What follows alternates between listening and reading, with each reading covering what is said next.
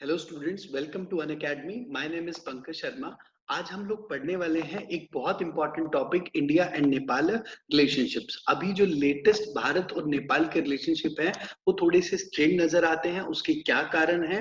भारत और नेपाल के रिश्ते पहले कैसे रहे हैं, अभी के लिए नेपाल ऐसा क्यों कर रहा है, सारी हम फैक्चुअल इंफॉर्मेशन इसके अंदर डिस्कस करेंगे जो हमारे एग्जाम पॉइंट ऑफ व्यू से इंपॉर्टेंट रहेगी। तो चलिए स्टार्ट करते हैं स्टूडेंट्स।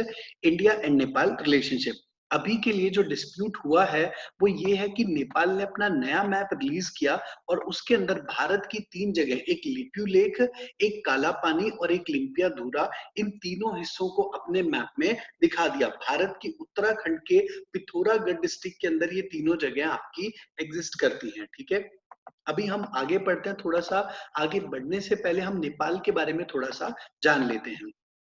नेपाल जो है स्टूडेंट्स, आपका एक ऐसा कंट्री है, नेपाल एक ऐसा कंट्री है जहां पर 2008 तक क्या थी आपकी monarchy. Till 2008 there was a monarchy. 2008 तक यहाँ पर आपका प्रजातंत्र नहीं था, यहाँ पे राजा का राज चलता था। 2008 से इन्होंने अपना कॉन्स्टिट्यूशन बनाना शुरू किया। इस देश को लग गए 7 साल अपना संविधान बनाने के अंदर। इन लोगों ने अपना कॉन्स्टिट्यूशन बनाया।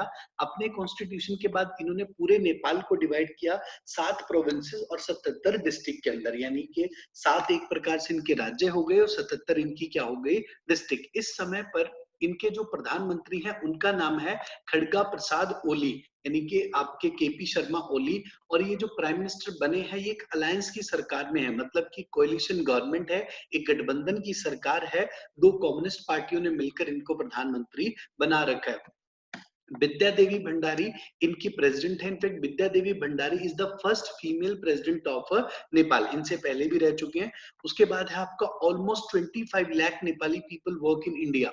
अब जो रिलेशनशिप है उसको स्ट्रॉन्ग करने में नेपाली और भारतीय जो आम जनता है उसका बहुत बड़ा योगदान है। 25 लाख में से जो नेपाली भारत में है उनमें से लगभग लगभग 15 लाख जो है वो मीनियल जॉब्स के अंदर लगे हुए हैं, यानी कि ऐसे लोग हैं जो आपका छोटे मोटे कामों के अंदर लगे हुए हैं। किसी ने अपने छोटे मोटे रेस्टोरेंट खोल लिए, नेपाली लोग भारत में काम कर रहे हैं। ठीक है, अभी के लिए हम थोड़ा और आगे बढ़ते हैं। जो लेटेस्ट डेवलपमेंट है, भारत जो मदद कर रहा है इनकी, वो हम देख लेते हैं। भारत ने वैसे एक दवाई है, आप लोगों को पता होगा, हाइड्रोक्सी क्लोरोक्विन। हाइड्रोक्सी क्लोरोक्विन नामक दवा जो है भारत ने सब देशों को बेची है, बट नेपाल को हमने डोनेट की है। नेपाल को हमने वो दवाई नहीं बेची है। ठीक है, उसका एपीआई जो आता है वो आपके चाइना से आता है।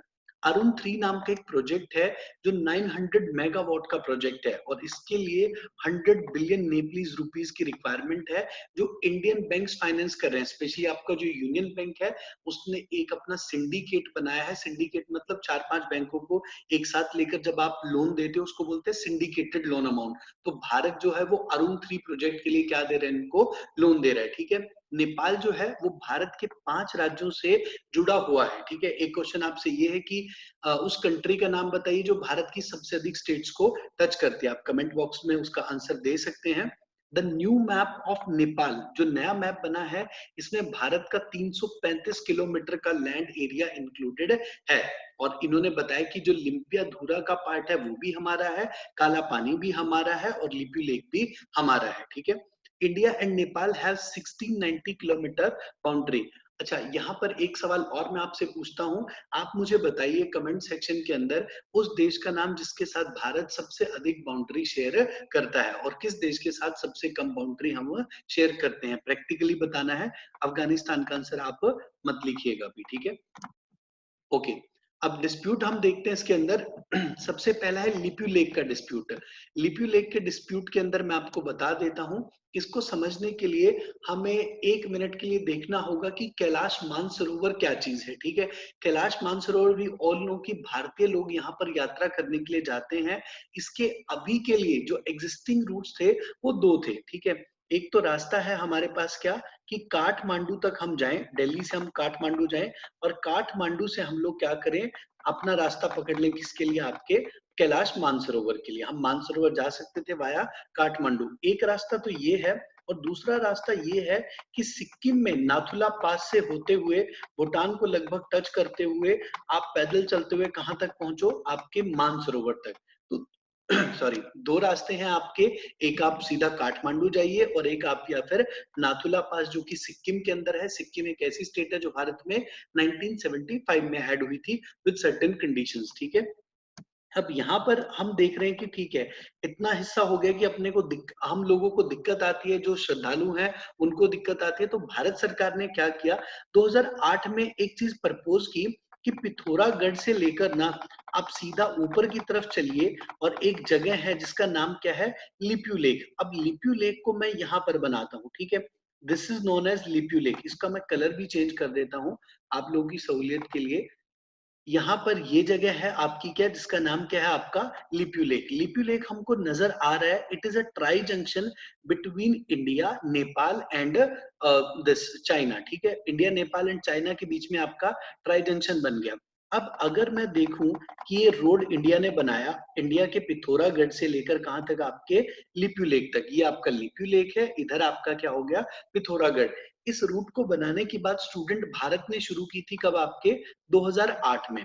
कि 2008 में हमने सोचा कि ठीक है, श्रद्धालुओं की सहूलियत के लिए हम ऐसा काम करेंगे। चाइना ने भी इस पे कुछ नहीं बोला। इनफेक्ट चाइना ने हमारा लिप्यू लेक जो है इसके थ्रू बोला कि ठीक है, हम आपस में ट्रेडिंग कर सकते हैं। अब 2008 से लेकर 2018 तक भारत सरकार ने भी ज्यादा कोई काम नहीं किया और 2018 में भारत ने रोड बनाना शुरू कर दिया, जिसपे आपके नेपाल ने ज्यादा कुछ नहीं बोला, मतलब कुछ भी नहीं बोला। इनफैक्ट 2018 से 2020 तक ये रोड बना और जैसे ही रोड बन के कंप्लीट हुआ, भारत ने बोला कि ठीक है, अब हमारे जो श्रद्धालु हैं, देश के जो श्रद्धालु हैं, वो डायरेक्टली लिप्यू लेक से कहां पर जा सकते हैं, मानसरोवर। डिस्टेंस क्या होगी, आपको मैप में साफ समझ आ रहा होगा। डिस्टेंस क्या हो गया आपका, सब्सटेंशियली रिड्यूस। और डिस्टेंस जैसे ही रिड्यूस हुआ, अब आपका नेपाल आ जाता है। नेपाल ने बोला कि नहीं, ये आपका हिस्सा है ही नहीं, आप हमें इसे वापस कर दीजिए। और नेपाल ने एक नया मैप निकाल दिया जिसके अंदर एक दो डिस्प्यूट आपके और निकलकर सामने आ जाते हैं। आई होप आपको लिप्यू लेक समझ आया होगा। लिप्यू लेक एक ट्राई जंक्शन है between India, Nepal and China, जो कि आपके बॉर्डर पे है बिल्कुल, और जिसको क्लेम कर रहा है अभी के लिए कौन, आपका चाइना, ठीक है। आपको और समझ में आ जाएगा, एज सुन एज हम नेक्स्ट स्लाइड पे जाएंगे आपको और क्लैरिटी आ जाएगी, ठीक है। देखिए स्टूडेंट्स, यहाँ पर क्या आपका एक है लिप्यू लेक और एक है आपका लिम्पियाधुरा। इन दोनों का मैंने यहाँ पर नाम लिख दिया है, ठीक है। इसको डिस्कस मैं आपके लिए कर देता हूँ। अब प्रॉब्लम क्या है भारत और नेपाल के बीच में, भारत जो बोलता है, भारत और नेपाल के बीच में ट्रीटी साइन हुई थी, जिस ट्रीटी का नाम था आपका सुगाउली ट्रीटी, ठीक है। इस ट्रीटी का नाम क्या था आपका, सुगाउली ट्रीटी। नेक्स्ट स्लाइड में है वैसे लिखी, बट मैं यहाँ पर भी लिख देता हूँ। सुगाउली ट्रीटी जो हुई स्टूडेंट 1814 से 1816 तक ना, आपके अंग्रेज और नेपाली लोग आपस में लड़ते रहे और 1816 में एक ट्रीटी साइन होती है। इस ट्रीटी के अंडर बोला गया कि भारत और नेपाल के बीच में जो बाउंड्री है उसको हम डिफाइन करते हैं। जो बाउंड्री रहेगी वो क्या रहेगी, एक रिवर जिसका नाम क्या होगा आपका, इसका नाम होगा महाकाली, काली या फिर शारदा रिवर, ठीक है। भारत और नेपाल दोनों ने माना कि ठीक है, इस रिवर को हम मान लेते हैं कि हमारे बीच में क्या रहेगा, आपका बाउंड्री रहेगा। अब आप इस वाले मैप को देखिए, लेफ्ट वाले को, और अब आप राइट वाले को देखिए, ठीक है। अगर मैं इसको उठाकर इधर लेकर आता हूं तो ये बिल्कुल फिट हो जाएगा। यानी कि आप देखिए, ये वाला जो रीजन है 62 किलोमीटर वाला, ये स्क्वायर किलोमीटर वाला, इसके अंदर बिल्कुल आपका क्या हो जाएगा, फिट हो जाएगा। आई होप आपको इतनी चीज समझ आई होगी आपको, ठीक है। अब मेन पॉइंट देखते हैं कि मेन पॉइंट क्या है। सुगाउली ट्रीटी ने तो बोल दिया कि बाउंड्री आपकी रिवर डिसाइड करेगी। भारत ने भी हाँ बोला, नेपाल ने भी हाँ बोला।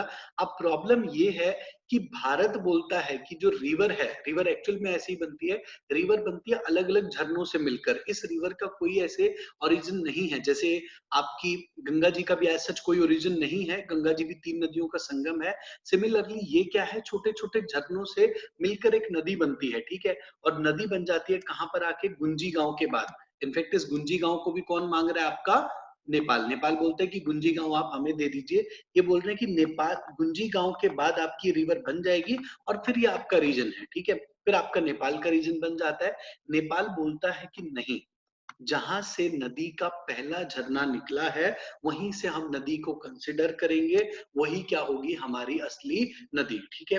भारत बोलता है कि जब सब झरनों से मिलकर बन गई तब नदी बनी है। नेपाल बोलता है कि नहीं, जो पहला झरना है वहीं से आप हमें एरिया दे दीजिए, और वहां से एरिया अगर दिया तो लिम्पिया धुरा का ये पार्ट हो गया, ठीक है। उसके अलावा आपका गुंजी गांव यहाँ पर हो गया। ये पूरा रीजन क्या है आपका काला पानी, और ये क्या है आपका लिप्यू लेक।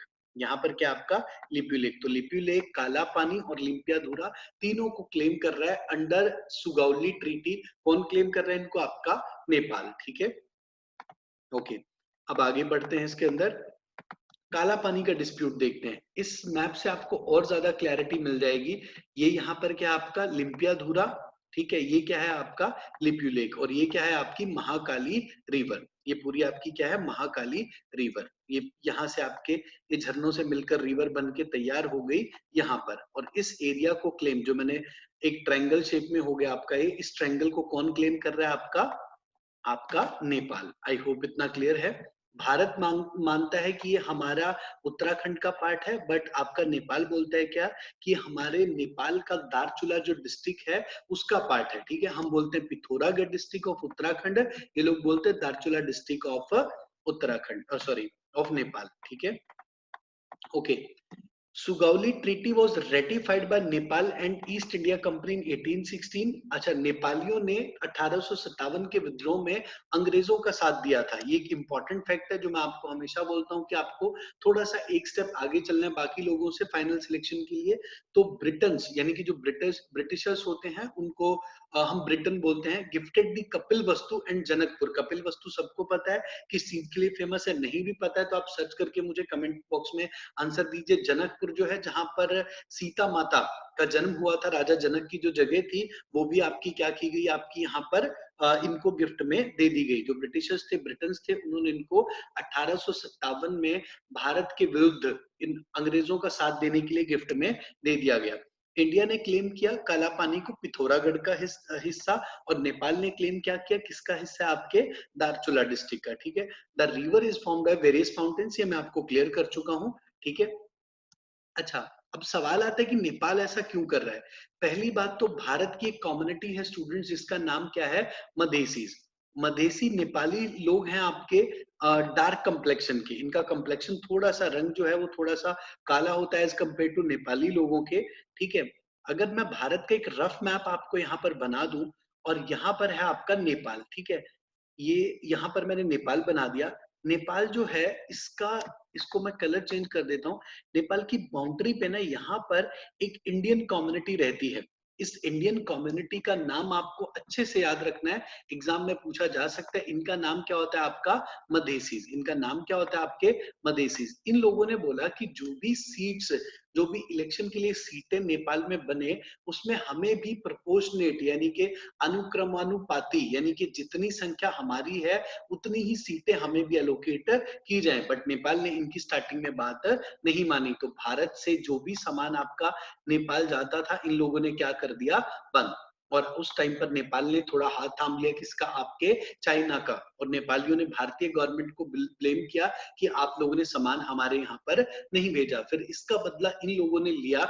नेपाल ने, थाईलैंड भी जो है वो थोड़ा चाइना की तरफ टिल्टेड है। नेपाल को भारत ने इनवाइट किया था कि बिम्स्टेक, जो कि है आपका bay of Bengal initiative for multi sectoral technical and economic cooperation, इसकी एक एक्सरसाइज करने के लिए पुणे के अंदर। बट क्या हुआ, आपके नेपाल ने क्या बोला यहाँ पर? नेपाल ने बोल दिया कि हम इसके अंदर नहीं आ सकते। लेटेस्ट ऐसा भी माना जा रहा है कि ये अंडर चाइनीज इन्फ्लुएंस ये लोग काम कर रहे हैं, क्योंकि भारत ने अपनी एक FDI policy, foreign direct investment, Hindi में बोले तो प्रत्यक्ष विदेशी निवेश की जो पॉलिसी है उसको हमने चेंज किया। हमने उस पॉलिसी के अंदर क्या लिखा, अभी 2020 के अंदर भारत ने उस पॉलिसी में लिखा है कि भारत से जो भी देश बाउंड्री टच करता है वो भारत में कोई भी निवेश, किसी भी कंपनी में निवेश नहीं कर सकता बिना सरकार की परमिशन के, चाहे वो एफडीआई है, चाहे एफआईआई है, चाहे फिर आपका एफपीआई है। जब इकोनॉमी करेंगे तो मैं आपको डिफरेंस इसमें क्लियर कर दूंगा, ठीक है। केपी शर्मा ओली जो है, इनकी अपनी भी सत्ता की थोड़ी सी प्रॉब्लम चल रही है। गठबंधन की सरकार है और आप सबको पता है गठबंधन की सरकारें कैसी चलती हैं। ऐसा माना जा रहा है कि पिछले जब ये सब कुछ हुआ तो उस हफ्ते में 2 बार ये चाइनीज एम्बेसडर से मिल चुके थे। So you never know, we are not sure about this, but हाँ ऐसा माना जाता है कि इनकी सरकार को बचाने में चाइनीज गवर्नमेंट का मेन रोल रहता है। आई होप आप सबको लेक्चर पसंद आया होगा। अगर आपको लेक्चर पसंद आया है तो आप अपने फ्रेंड्स को रेकमेंड कीजिए, लाइक कीजिए। आपको अगर कोई भी आपके सुझाव हैं तो आप कमेंट सेक्शन में दे सकते हैं। Thank you so much, have a nice day.